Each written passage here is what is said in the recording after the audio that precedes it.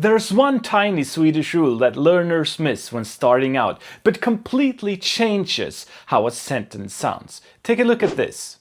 Jag kommer inte. That means I'm not coming. Simple enough.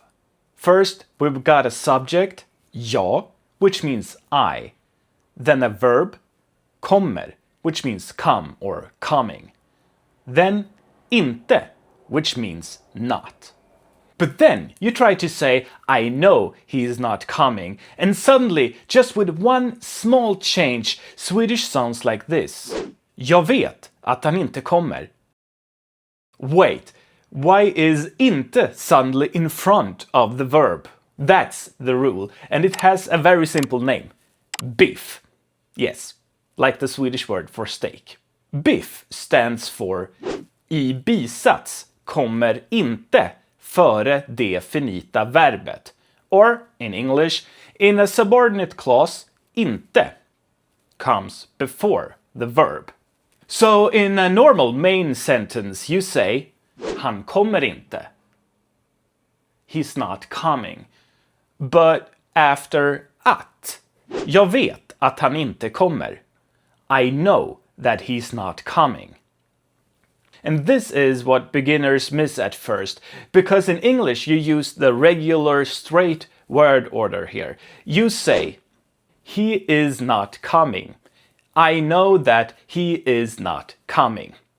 The sentence doesn't change at all just because it's a subordinate clause. In Swedish, the difference is way more apparent just because that one shift in position.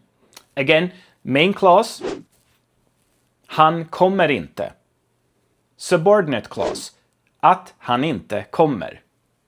But the important thing here is not to memorize what it's called. The important thing is to notice what causes the word order to change.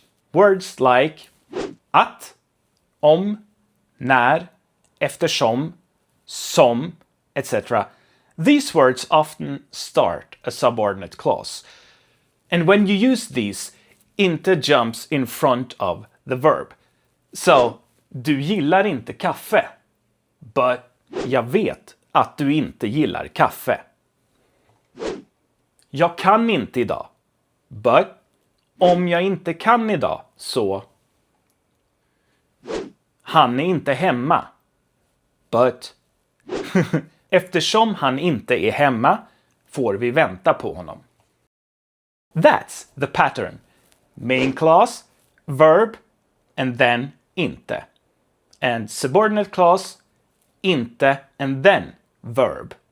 And this is not only about inte, and that's the part that makes this even more useful.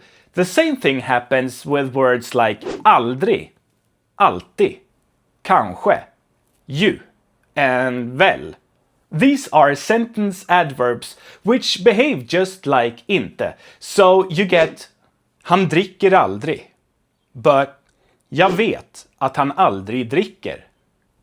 This one rule fixes a lot of beginner Swedish because without it your sentences are understandable but they sound slightly jarring. So here's the TLDR. If it's a normal sentence, inte comes after the verb. Jag kommer inte. If it starts with something like att, om, när, eftersom, put inte before the verb. That's the BIFF rule, or BIFF rule in a nutshell. It might sound like I'm nitpicking here, but it makes a huge difference in how natural you sound, and this is one of those patterns that makes Swedish really predictable. It's a solid rule for once. And I go through more of these kind of patterns in my book A Lagom Guide to Swedish, if you want more like this. But BIFF is only a part of a bigger issue learners have to deal with.